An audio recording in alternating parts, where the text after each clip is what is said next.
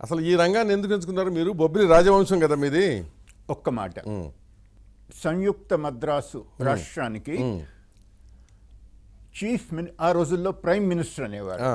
Chief మినిస్టర్గా ఉన్న రాజా of Bobbili నా పెదనాన్న. ఓకే, నన్ను ఆ వంశం అనొచ్చు, బొబ్బిలి రాజా అనకూడదు. అనకూడదా? ఓకే, ఆ వంశం అన్నది బొబ్బిలి వంశం. ఆ వంశము అదే ఆ వంశంలో వచ్చిన వాళ్ళు మీరు ఈ రంగానికి ఎందుకు వచ్చారు? జనరల్గా మీరు కళలను పోషించేవాళ్ళు కదా. చూడండి, మా పెదనాన్న గారి హయాంలో జరిగినట్టు, రాబడి వచ్చినట్టు, ప్రజల్లో గౌరవాభిమానులు ఉన్నట్టు ఈనాడు ఉంటున్నాయా? లేవు. లేవు కదా. లేవు. కాలంతో పాటు మారాలి. ఓకే, నేను ఉద్దేశపూర్వకంగా ఈ కాలం మారుతున్నది కాబట్టి దాంతో మారాలి ఆ ఉద్దేశం నాకు లేదు, ఎప్పుడూ లేదు.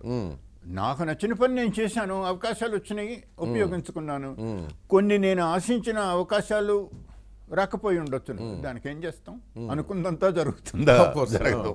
అంటే మీరు ఏమి అవుదాం అనుకున్నారు అసలు యాక్చువల్గా ముందు? చూడండి, అదే ఇప్పుడు మిమ్మల్ని నేను అడిగాను, మీరు తెలుగు ఎప్పుడు నేర్చుకోవడం మొదలు పెట్టారు అంటే మీరు ఏదో స్కూల్లో ఉండటం అట్లా కాదు.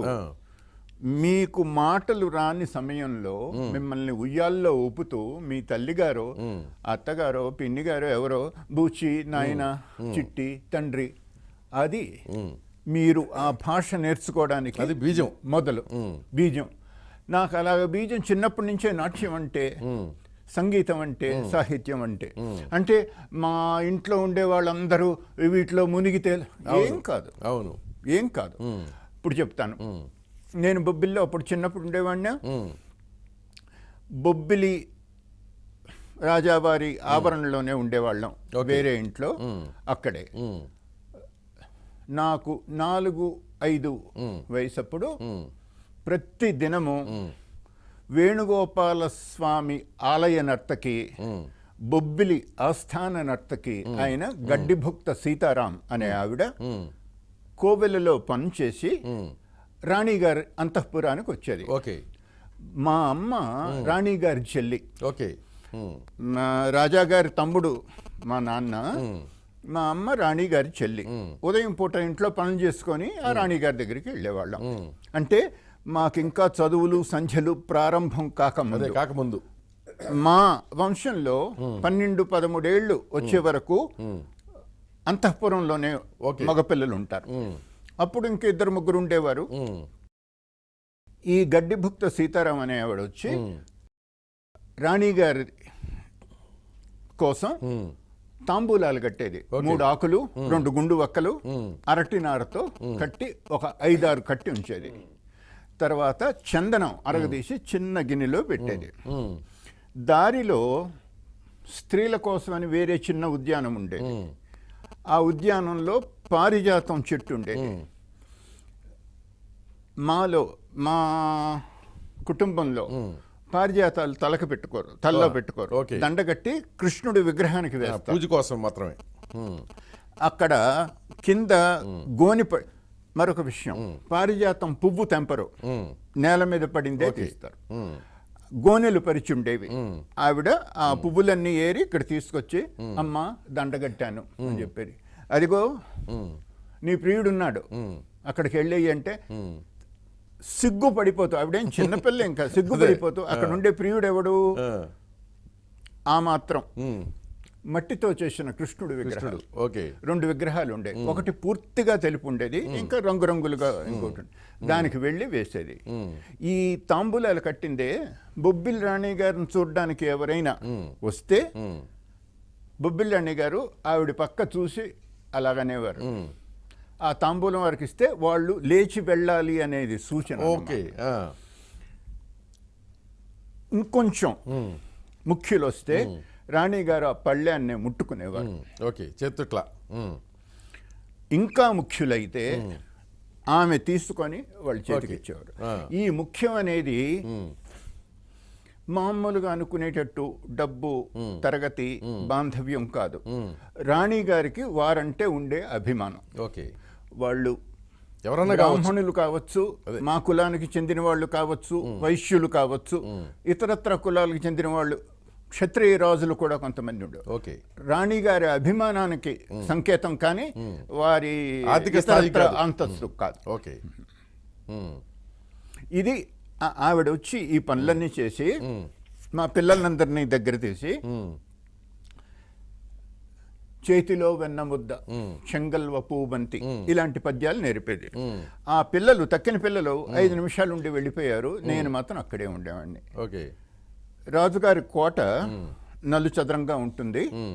వేణుగోపాల స్వామి ఉత్సవాలు, నిత్యోత్సవాలు కాదు, నైమిత్తిక ఉత్సవాల్లో ఊరేగింపు తీసుకెళ్తే 8 దిక్కులా ఆపి అక్కడ ఈ సానివారి ఆట జరిగేది. ఈ రాణివారు అంటే రాణివాసంలో ఉండే స్త్రీలు ఈ దారిలో జరిగేవి చూడడానికి చూపుడు మేడలు అని ఉండేవి. ఓకే.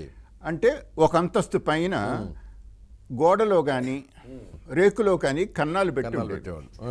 అక్కడి నుంచి వాళ్ళు చూస్తే వాళ్ళకంతా కనపడుతుంది కానీ కింద నుంచి చూస్తే కనపడదు. నిన్న నువ్వు ఊరేగింపులో మంచి దినము చేశావు అంటే నాకు 4-5 ఏళ్లకి ఆ నాట్య గీతాలు అంటే అవగాహన. ఎలాగ అవగాహన? అమ్మ తన పుట్టింటి నుంచి తెచ్చుకున్న చేతి గ్రామఫోన్ మీద వేసుకోవడానికి ఉండేవి. ఓకే. బెంగళూరు నాగరత్నం పాటలు, కోయంబత్తూరు తాయి, బెంగళూరు తాయి, వీళ్ళు పాడినవి ఎప్పటివో 1920s, 30s రికార్డు చేసినవి అమ్మ దగ్గర ఉండేవి. అప్పుడప్పుడు వేసుకునేవాళ్ళం. కాబట్టి నాకు ఆ మంచి దినము నేడే తెలుసు. అలాగే చొప్పల్లి సూర్యనారాయణ భాగవతార్ ధన్యాసి రాగంలో పాడిన సారంగపాణి పదం, ఇచ్చిన మంచిదే ఇయ్యకున్న మంచిదే. అలాగే ఎంఎస్ సుబ్బులక్ష్మి తల్లి వీణా షణ్ముగ వడివు, ఆవిడ వీణ వాయిస్తూ ఇచ్చిన రికార్డులు ఉన్నాయి. ఇది వీణ పాట కలిపి ఇచ్చిన రికార్డు ఘనం శీనయ్య పదం శివదీక్షాపరురాలనురా అనేది. ఓకే. ఈ 3 పాటలు వాళ్ళ దగ్గర. ఇప్పుడు శివదీక్షాపరురాలను అనే పాట శివుడి మీద పాట అనుకోవచ్చును, కానీ ఆవిడ చెబుతున్నది శ్రీకృష్ణుడితో. కాబట్టి ఈ పాటలకి నాట్యం చేసేది. దాంట్లో అలాగ పాడారు, నువ్వు ఇలా పాడావు. సంగీతం గురించి తెలిసి కాదు, రికార్డులో ఒక విధంగా ఉంది, నువ్వు పాడింది ఇంకొక విధంగా పాడుతున్నావు అంటే ఏమో నాయన మా పిన్ని అలాగే నేర్పింది. ఓకే. ఇంకొక విషయం, అప్పటికే ఆ వయసుకి మేము బొబ్బిల్లో 9 నెలలు ఉండేవాళ్ళం. 3 నెలలు క్యాంపు అంటే వేసవికి. ఒక్కోసారి మద్రాసు, ఒక్కోసారి బెంగళూరు, ఒక్కోసారి ఊటీ, ఇంకోసారి 2-3 చోట్లకు వెళ్ళేవాళ్ళం. ఆ రోజుల్లో నమ్మకం ఏమిటంటే చిన్నపిల్లల్ని ఒకేసారి బొబ్బిల్ నుంచి ఆ వేడి నుంచి ఊటీకి తీసుకెళ్తే వాళ్ళకి జబ్బులు చేస్తాయని కొన్ని రోజులు మద్రాసు, కొన్ని రోజులు మార్చేవాళ్ళు. అలాగా మా చిన్నతనంలో. పెద్ద అయిన తర్వాత ఏదో ఒక ఊరికి వెళ్ళడం. ఎన్ని సంవత్సరాల క్రితం? 80 ఏళ్ల క్రితమా? ఇది 50కి ముందండి, 1950కి ముందు. అప్పుడు మెడ్రాస్కి వెళ్ళినప్పుడు కమల, కుమారి కమల, ఇప్పుడు కమలా నారాయణ అని అంటున్నారు, ఆ రోజుల్లో బేబీ కమల అనేవారు. ఆవిడ నాట్యం చేస్తే మా అమ్మమ్మ, ఒక్కోసారి మా నాన్నగారు కూడా వచ్చారు. ఆవిడ చేసేది. కృష్ణుడి గురించి ఏదో ఒక పాట ఉండేది. నేను ఈ గడ్డి భక్త సీతారామన్ అడిగేవాడిని. నిన్న కాదు, కిందటిసారి మెడ్రాస్లో ఉన్నప్పుడు కృష్ణుడి ముద్ర ఇలా పట్టింది, నువ్వు ఇలా పట్టుకుంటున్నావు ఏమిటి అని. ఏమో నాయన నాకు తెలీదు, మా పిన్ని చెప్పింది. ఓకే. చూసారా?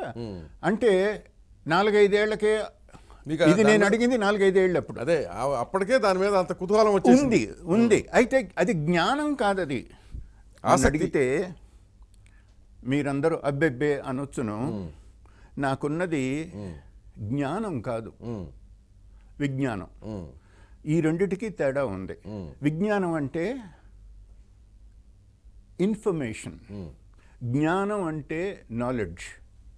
ఇప్పుడు బాలమురళి గారికి సంగీతం అంటే ఉన్నది జ్ఞానం, నాకు సంగీతం అంటే ఉండేది విజ్ఞానం. I have information. అదే అటువంటి విషయ సేకరణ నేను ఒక పరీక్ష రాద్దామని మిమ్మల్ని మెప్పిద్దామని సేకరించింది కాదు.